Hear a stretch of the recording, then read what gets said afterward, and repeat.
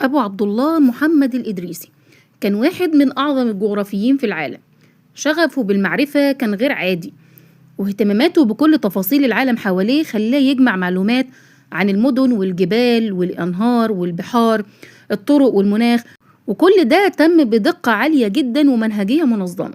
كل معلومة كان بيتأكد منها قبل ما يحطها على الخريطة، وده خلاه يطلع خرايط وموسوعات دقيقة جدا، واللي أوروبا كلها استفادت منها بعد كده.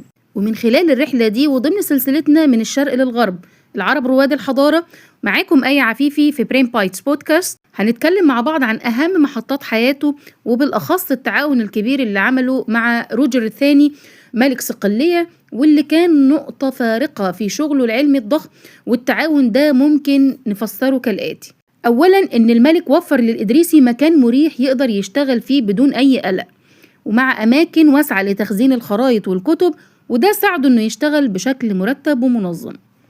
كمان جهز له مكتبة مليانة كتب بلغات مختلفة، عربي، لاتيني، يوناني وغيرها، كل ده علشان يقدر يقارن ويجمع المعلومات الدقيقة عن البلدان المختلفة ويتأكد من صحتها قبل ما يرسم الخرائط. مش بس كده، ده كمان وفر له مترجمين. المترجمين ده والفريق اللي هو كونه له كان علشان يقدر يقرأ النصوص الأجنبية ويترجمها بدقة من غير ما يفقد أي معلومة مهمة. وكمان جاب له بحارة وتجار وغيرهم من الناس اللي تقدر ان هي تساعده بخبراتهم عن المدن والمواني وطرق التجارة، وده ساعد الإدريسي بشكل كبير جدا ان هو يحصل على معلومات دقيقة مش بس من الكتب، لا كمان من الواقع. ده كمان وفر له أدوات متقدمة جدا للرسم والنحت، وده علشان يقدر يرسم الخرائط على لوح فضة بشكل واضح ومفصل. وكمان ان هو يقدر يوثق كل المدن والأنهار والجبال والمواني بطريقة دقيقة جدا. الإدريسي جمع المعلومات، قارن بين المصادر المختلفة، صحح الأخطاء، رسم الخرائط بطريقة منظمة جدا، وكل خطوة كانت مدروسة بعناية لضمان دقة العمل النهائي. كل ده أنتج خريطة عالمية محفورة على لوح فضة اتكتب عليها موسوعته الضخمة نزهة المشتاق في اختراق الآفاق، اللي وصف فيها المدن والشعوب والمناخ والنباتات والحيوانات وطرق التجارة.